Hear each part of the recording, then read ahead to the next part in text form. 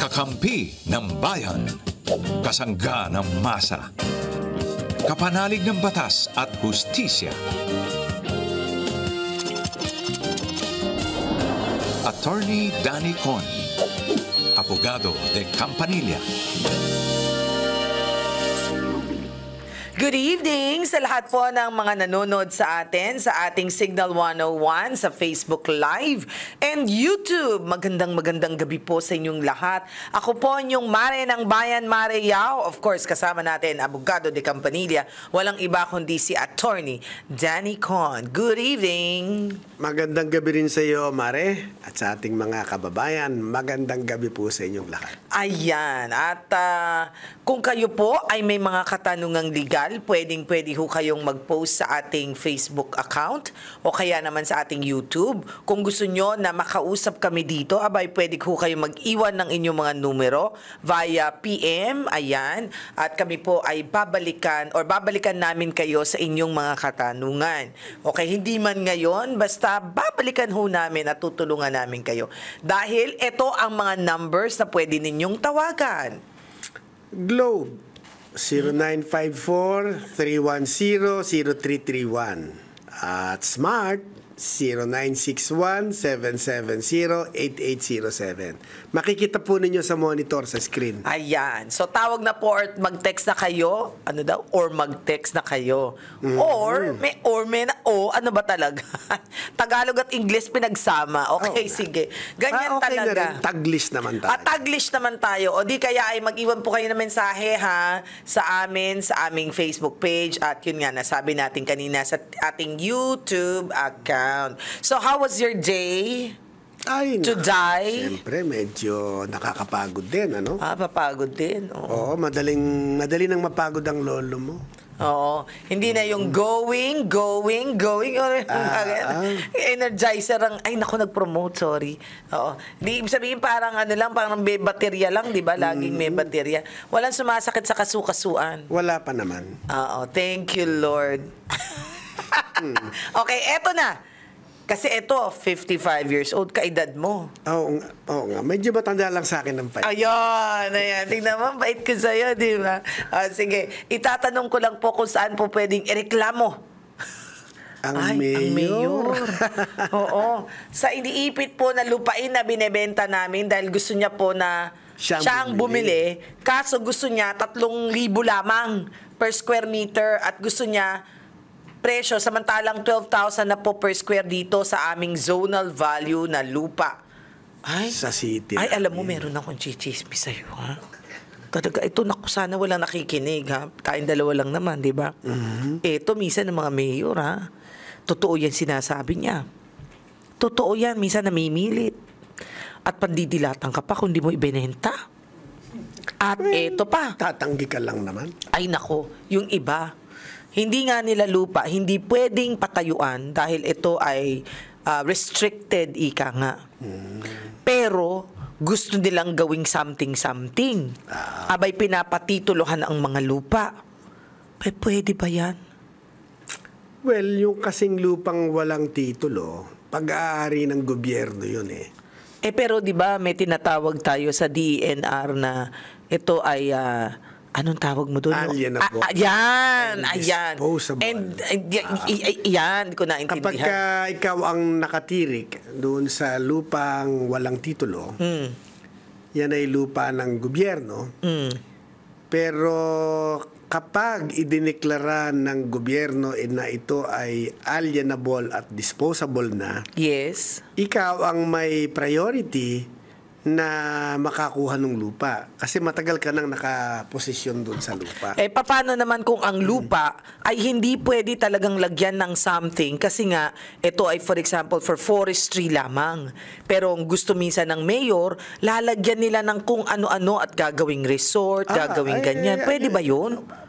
Pag ginawa nila yon at meron silang paglabag sa batas, kaso sila. Yun nga. At saka, makakasuhan sila kasi kung ginamit niya yung lupang nakareserba bilang isang forest aba, may makakasuhan dyan. Correct. Oo, may ganyan talaga. Eto naman, tingnan mo, mayor na naman. Paano niya tatanggihan yan? Mayor nga ng lugar nila yan. Hindi. Tatanggi lang kayo. Kasi ang gusto ng mayor, sa kanya ninyo ibenta. Hindi naman kinakailangan pumirma yung mayor pag ibinenta nyo sa iba. Hindi naman pipirma yung mayor dun sa deed of sale. Paano nga kung ayaw naman niyang ibenta at pinipilit siyang bilhin yung lupa niya? Di wag ho yung ibenta. Bakit naman kayo papipilit? Hindi naman kayo pwedeng ikulong dahil ayaw ninyong ibenta yung Kahit lupa ipahabol siya sa aso niya? At ipalapa siya, gano'n? Tatanggi lang po kayo. Tatanggi, Kahit nanlalaki ang mata ng mayor at nanlilisik? Tatanggi lang kayo. So, hindi mo ba siya pwedeng ireklamo? Well, Coercion? kung hinaharas na kayo Yes. at may ginagawa na siyang bagay na nakakasakit sa inyo, irereklamo po natin siya sa gobernador Yung gobernador na? ng probinsya. Okay. Or pwedeng dumiretso na kayo sa Department of the Interior and Local Government. Hindi mo pwede sa ombudsman? Pwede rin sa ombudsman. Kasi dun sa DILG kay Sec Pogi.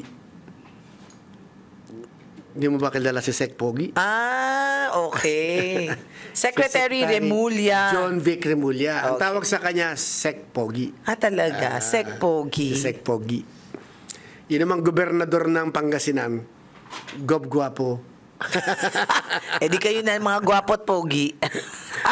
Mga alumni po namin sila. Dito sa UP. Sa College of Law. Sa UP. So anyway, pwede siyang magreklamo kay Sec Pogi. Diretso. Ano naman gagawin Pwede ni Sec naman Pogi? sa ombudsman. Ano naman ang gagawin ng Sec Meron Pogi? kasi siyang administrative supervision sa Which means? Which pwede niyang kausapin. Na, may nagre-reklamo sa'yo dito. Yun lang, kakausapin lang? Minsan yung pag kinausap ka na ng boss mo at pino-point out na sa'yo yung mga maling ginagawa mo, baka dapat siguro umayos-ayos ka. Dahil may nakakaalam na nung mga ginagawa mong Hindi tama. na baluktot. Di ba? At syempre, malapit na eleksyon ngayong Mayo. Huwag mong iboto. Pag alam mo na ganyan ang niya, ginagawa niya sa'yo, di mapapalitan ngayon ng leadership sa inyo, malalaman mo naman talaga ang leadership ng isang taong mapansamantala. So, huwag nyo na hong iboboto. Yan lang talaga the moral of the story here. Okay, pero dun sa tinatanong ninyo, saan ba kayo pwedeng magreklamo? Ay pwede po kayong magreklamo sa ombudsman. Pero ang sa akin, baka hindi rin kayo pansinin doon dahil kung wala namang ginagawa ang mayor para kayo gipitin.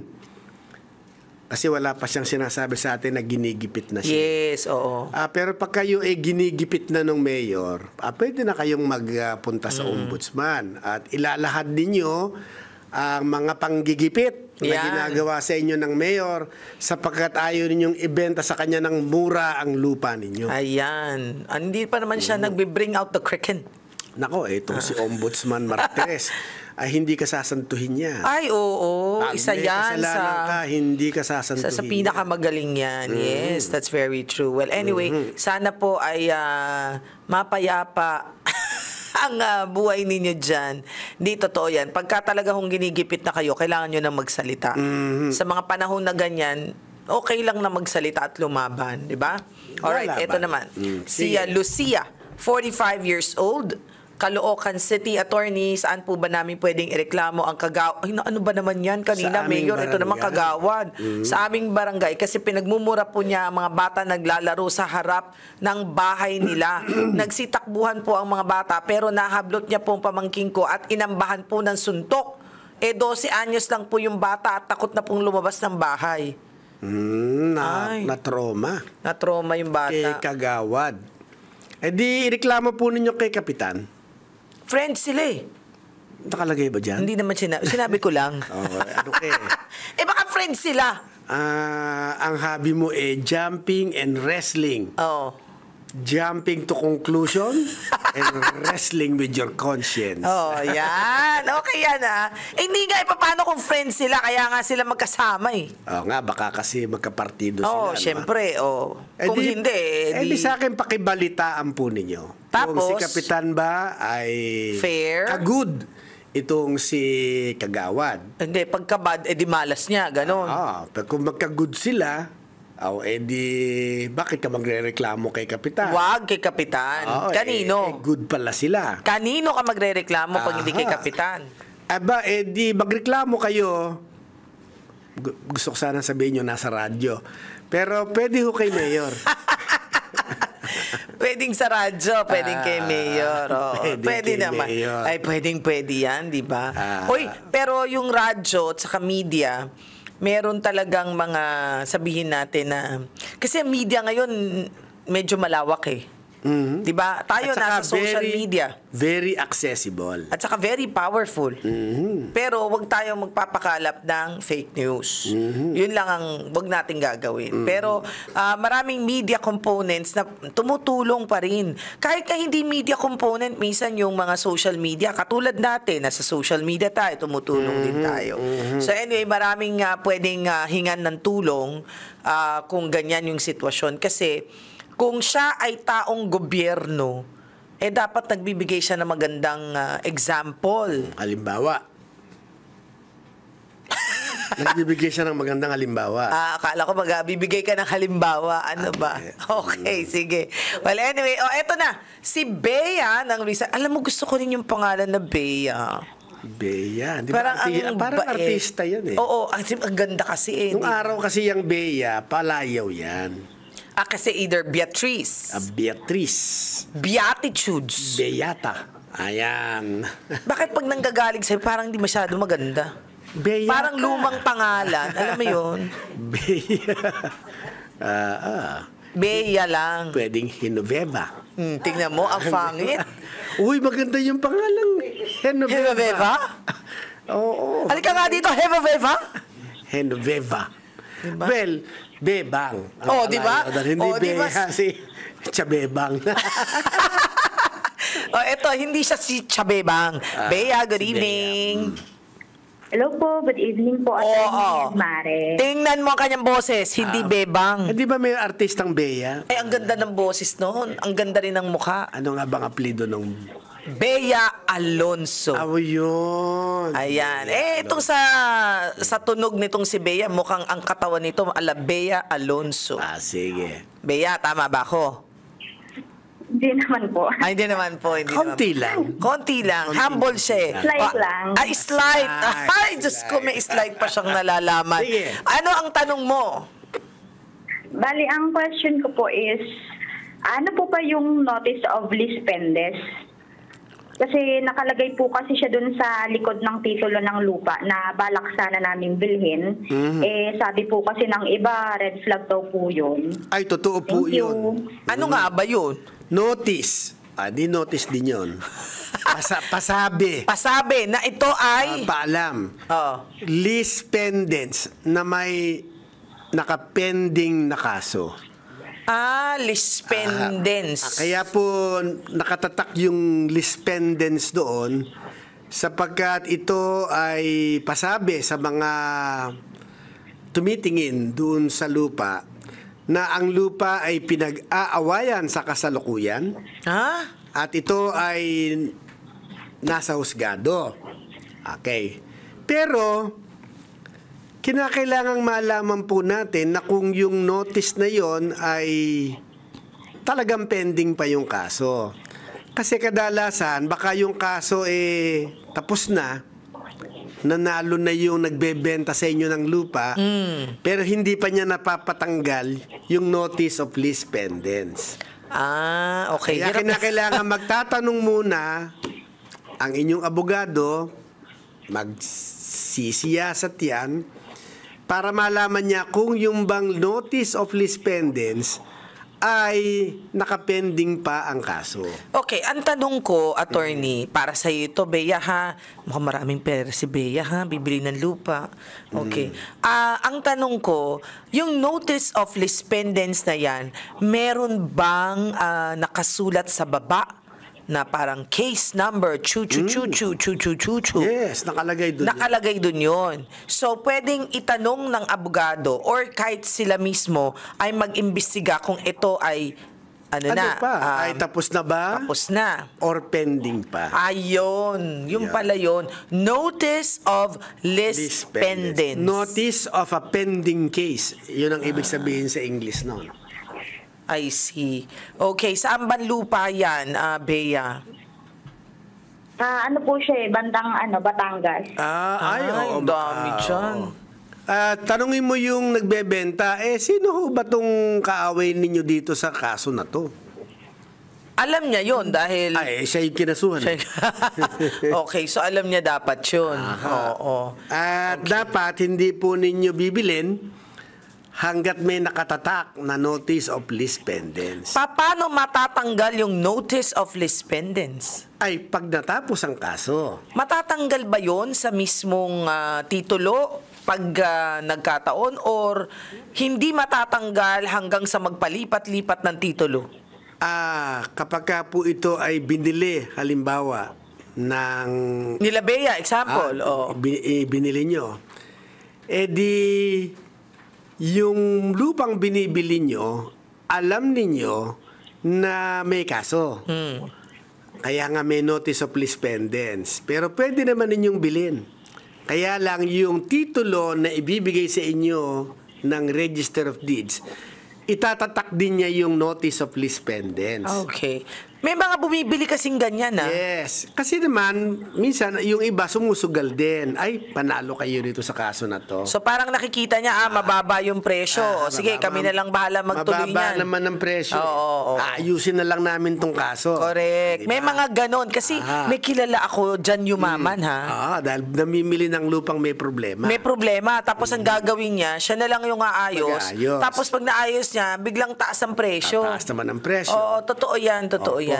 So kung kayo naman ay gusto nyo na walang sakit ng ulo, kinakailangan na malinis ang titulo pag binili ninyo. Correct. Ngayon, dahil nga may notice of lis pendens, kinakailangan magtanong kayo, magsiyasat, kung ano na ba ang nangyari sa kaso. Kasi po, kung hindi, at ito ay binili rin ninyo, kapag natalo yung nagbenta sa inyo doon sa pending na kaso, natalo na rin kayo. Yun, totoo yun. So, tama yung sabi ng friend mo ba na red flag? Yes, it's true, it's red flag. Pero meron lang talagang sumusugal na bumibili ng red flag. For Kasi some mura. reason, alam nila siguro kung paano nila gawin or baka full of kasi lawyers. ayusin nga nila. Oo. Anyway, so, okay ba tayo, Bea? Nasagot yung iyong katanungan? Yes po, okay pa sa okay. Ayan. Ay, nako, Okay sa alright. Okay. Alright. Alright. Okay, thank you, Bea. Thank you po. Okay. Si Rochelle naman. Ito ha. Medyo mas matanda lang ng sa akin ng konti to. 40 years old. Ay, akala ko pa naman bata sa iyo. Ay, bata ka sa kanya. Yun nga. Tumanda lang sa akin ng konti. Ay, oo. Oo. Tama. Nang Maynila, ano po bang pwede kong gawin sa dating kabit, Kabit. ng asawa ko? Kabitenya. Kabite. Ipinagkakalat po na ang relasyon nila ng asawa ko. At nanakot po na ipatatanggal sa trabaho ang asawa ko dahil kulang daw po ang sustenta na tinatanggap niya sa anak nila. Ay, May anak sila. may anak pa. Abay, siya pa ang galit. Yun ang kaya nga kabit. Di ba? Paano na yan? Ano daw ang gagawin niya? Pero sabi Sa dating kabit, hindi na kabit ngayon. hindi na, kaya nga nag-away. Oo. So, kabit old. Ex-kabit. Ex-kabit. Oo. Okay. Kaya nga po, pero parang alam na niya, no, ha? At parang okay lang sa kanya, kasi ex-kabit na. Oo nga. At saka, alam nila na may anak eh. Na. Okay. Alam nga niya may anak May anak din. Oo. Opo. Yung pong pagkakalat ng relasyon nila ng asawa ko, ng asawa niyo. ng asawa niyo. Naging asawa ko. Nahilo na. Hilo na. Talilong. So ulitin mo. Yung pong pagkakalat ng kabit, tungkol doon sa relasyon nila ng Asawa niya. asawa nyo. Oo. Asawa nyo. Di ba? At nananakot. Ano naman ang itatakot niya? Doon muna tayo sa pagkakala. Doon muna tayo sa pagkakala Okay, ng sige. relasyon nila. Yan po kasi parang paninirang puri din yan. Kasi nga, kaya niya ikinakalat yon, maski sila ex na, parang masira ang reputasyon nung dati niyang kabit. Paano kung sabihin niya, totoo naman, may anak pa nga kami? Truth is not a defense in libel. Ayun. Okay, that's very true. Paninirang Ulitin puri. natin yan. Tagalugin mo yan. Ang- Truth is Ang not a katotohanan defense ay hindi depensa sa kasong libelo. paninirang puri. Sa kasong paninirang puri. Yun. Ayan. So, kahit totoo, dahil nanirang puri ka, may kaso ka pa rin. May kaso ka pa rin. Okay. Although, siyempre, merong sinasabing depensa doon if it is an imputation of a crime and the crime may be proven. Ano ba yung crime na ginawa nila? Concubinage. Totoo nga eh. Ay, pero totoo nga. So, parang may depensa naman. May depensa naman. Pero, lalaki naman yung mister mo eh. Paano kung siya ang magkaso? Dahil naninira siya ng pamilya. Si Mrs.? Si Mrs. Ay, pwede. Si tawag Mrs. ang natin magkakaso. dyan oo, alienation of affection. Civil lang yon. Ay, civil lang. Civil lang yon. Walang kriminal? Wala. So, Okay. Hindi, kakasuhan niya ng kriminal, pero papasok din sa kulungan yung asawa niya. Yun nga. Sabi Siyempre, niya, wag na. wag na. Alam mo naman ang mga, Ayoko naman na namakulong. kawawa naman to. Ang gusto ko lang makulong yung kabit. Hindi naman pwede. Ay, hindi pwede. Hindi pwede. Kaya nga, kabit, may kakabit. Sino ba kakabit? Yung mister mo. So, yung magkakabit ang papasok sa kulungan. Natural, ayaw niya. Ayaw nga niya yan. Okay. Kaya yung parte na yon parang madali na ang sagot doon. Kasi hodang may chismis. Di ba? Okay, sumunod. Nananakot po na ipatatanggal sa trabaho ang asawa niya dahil kulang daw ang sustento na tinatanggap ng anak nila. Okay. Ang sa akin, parang hindi nag-iisip itong kabit ano ha? Totoo nga. Bakit? Pagka pinatanggal sa trabaho, ano ba ang reklamo niya? Pera. Kulang. Pera. Oo. Oo. Ngayon, kulang may trabaho pa si lalaki. Si lalaki. Pag nawala na ng trabaho si lalaki, Hindi siya bibigyan ng misis. ay saan kukuha yun ng pambibigay? Nag-isip ka ba? Saan kukuha ng pandagdag? Nag-iisip Diba? ka ba? Oo. Ngayon, kaya nga po nananakot lang yan. Okay, ang tanong ko, pwede ba niyang ipatanggal sa trabaho ang mister? Ay, depende kung saan na Nagtatrabaho. Okay. Kasi po, kung ang mister nyo ay pare, nagkatrabaho sa pare. Mali. Nadulas eh. Nadulas. Mali. Nadulas. Paano kung nagtatrabaho sa pare. sa gobyerno nga rin? Isa pa rin yan yung mga nasa doon men muna in tayo. uniform. Doon muna tayo sa simbahan. Sa simbahan. Simbahan. Kapag nga nagkatrabaho po kasi sa simbahan, Paano nagkaasawa ang simbahan? hindi, nagtatrabaho siya sa simbahan. Sa loob ng simbahan. Sa simbahan. Sige. Kasi Na hindi pare. Ay, siyempre sa pare. Ang boss niya pare. Ang boss niya pare. Ang boss niya pare. Siyempre yung simbahan, kadalasan mahigpit yan. Dapat ang mga empleyado nila, ayaw nila nang may mga ganyang na may mga ganyang skandalo. Hindi, dapat nga maging example, ito nagbago na. Nandito na. Pinatawad ng Diyos. May katwiran may katwiran, ka dyan. di ba? May point ako dyan. Ito, nagsisi to. Di ba? Nagsisi to. Binigyan ko pa rin ng second chance, just like the Lord. Basta ikaw ay magbago. Pelikula na naman to. 5 na pinatay niyan, pero nagbago yan. Bakit ipis na ang pinatay? Ikaw naman. Diba? Kaya, ngayon, kung sa gobyerno, okay. Men in uniform, for example. Kasi sa gobyerno, pinagbabawal din ang immoralidad. At ang pangangalo niya. Ano mo ba yun? Pagkakasabi mo, ang pangit na eh. Ulitin mo. Adultery yun. Ulitin mo. Pangangalunya. Ayo. Ang pangit pa rin. Pangunyunya. Oh. Layo naman nung sinabi ko, pangangalunya. Huwag mo nang pasabi sa akin. Iba naman Hirap yung sinabi mo. Oh. Ba ano yun? Immoralidad yun. Kaya nga. Paano matatanggal sa trabaho? Bakit ganun? Yung misis ka hindi nagreklamo pagkatapos itong kabit ang nagreklamo? Well, pwede namang hindi yung kabit ang magreklamo. Pwedeng kaibigan ni kabit. Kahit na. Pero ako, kung yung misis nga nagpatawad, sino ka para hindi magpatawad? Ay. Aber? Maski naman pinatawad, nangalunya pa rin.